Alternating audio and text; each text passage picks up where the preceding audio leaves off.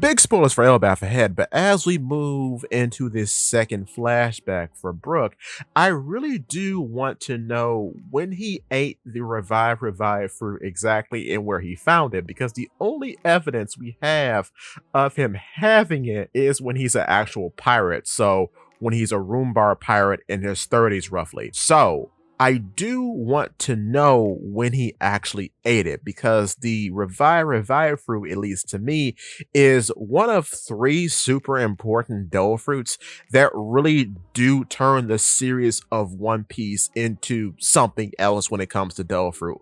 Because before the revive fruit, the shadow fruit, and the hollow fruit, we hadn't really had devil fruits that were extremely altering and or reality warping. There were things like the smooth fruit and the munch fruit, but they weren't really that world or reality involved as the revive fruit and the shadow fruit are specifically. And to mention the hollow fruit, well, there was no fruit that actually generated subordinates for the user to control. So that's why I often point that one out too as something of note. And then two, there wasn't a fruit that affected the emotional state of a target. So in that way as well, the hollow fruit is unique. And again, much like the revive fruit, the hollow fruit affects the soul of the user as well, because they are able to astral project. So that's another thing. But it's really interesting thinking about Brook's ability, because not only does he have all these abilities now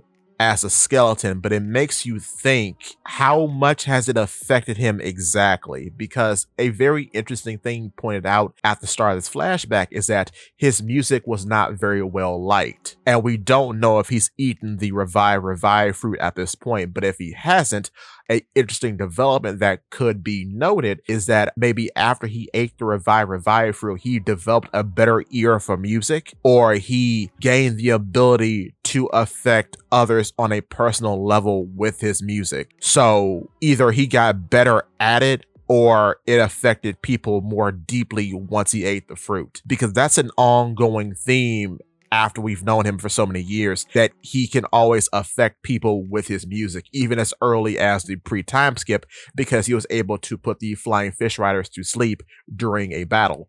So his music after eating the fruit has always had some very odd magical properties to it. Another odd thing about the revive fruit, and I wonder if this is the same across the board, no matter the situation that the user is in, but it's interesting that it seems to change you on a fundamental level after you eat it. Because the interesting thing about Brook, even though he's a skeleton, he grows taller and he gets stronger after his first death, because in the post time skip, he is 9 feet 1 inches tall, but in the pre-time skip as a skeleton as well, he is only 8'9". So that's weird that not only does the fruit make you taller, but it allows you to develop strength, because as we have said in other videos, that it's interesting that he's able to perform a flying thrust now in the post time skip when he's fighting Kinemon's torso, because beforehand in Thriller Bark, once he saw Ryuma do that with his same technique, he thought that was impossible to do because he had never performed a feat of that caliber before. But now, seemingly in the post time skip, that caliber of feat is commonplace for him. So they are very comparable in that way.